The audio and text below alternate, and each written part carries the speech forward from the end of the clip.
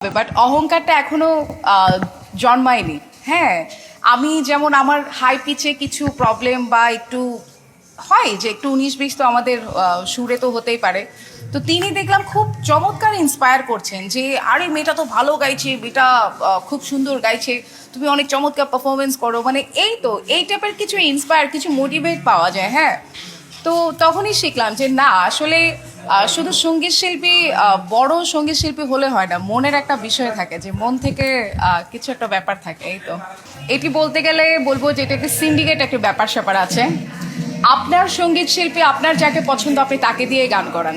এটি একটা সময় খুব ছোট ছিলাম, তখন বলার সেই সাহসিকতা আসতো না, খুব ভয় পেতাম কথা বলতে। এখন কথা বলতে আর ভয় পায় না, এখন একদম প্রাণ খুলে বলি যে আপনার সঙ্গীত শিল্পীকে আপনিই গান করান। আপনার পরিচিত যে সঙ্গীত শিল্পী, আপনার যার সাথে কমিউনিকেশন খুব ভালো, আপনি তাকে দিয়ে গান করান। বর্তমান সময় 2 থেকে 3 জন শিল্পী ছাড়া আমরা আর অন্য কাউকে দেখতে পাই না সঙ্গীত জগতে। তো এটা নিয়ে আমাদেরও একটি ক্ষোভ আছে, তো আমাদেরও কষ্ট আছে। কেন আমরা কি ভালো গান গাই না? ভালো গান যদি না হয়ে থাকে ফেলে দিন। আমরা একবার ভয়েস দেওয়ার পরে যদি সেই গান প্রডিউসার ডিরেক্টর যদি পছন্দ করে না থাকে, সেই গান ফেলে দিন, আমাদের কোনো কষ্ট থাকবে না। বাট একটা অ্যাটলিস্ট একটু সুযোগ হলে দেওয়া দরকার, আমার যেটা মনে হয়। তো নতুনত্বর একটা ছোঁয়া আনা দরকার। Thank you so much.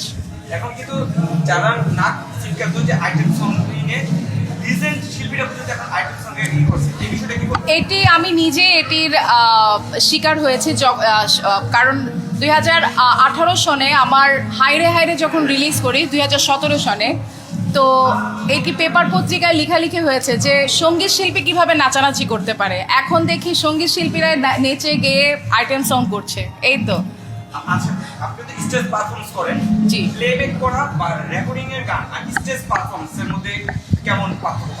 Stage perform এবং studio, there is too much difference. কারণ আমরা স্টেজের বিষয়টা হয় কি, স্টেজে আমরা লাইভ গাইছি, যেমন আমি এখন আপনাকে লাইভ টেলিকাস্ট, আমি লাইভ বলছি। বাট স্টুডিওর বিষয়টা থাকে কি যে স্টুডিওতে আমি চেঞ্জ করতে পারছি। হ্যাঁ, যে আমার একটু সুর 19-20 হয়েছে, সেটা আমি চেঞ্জ করতে পারছি। এই তো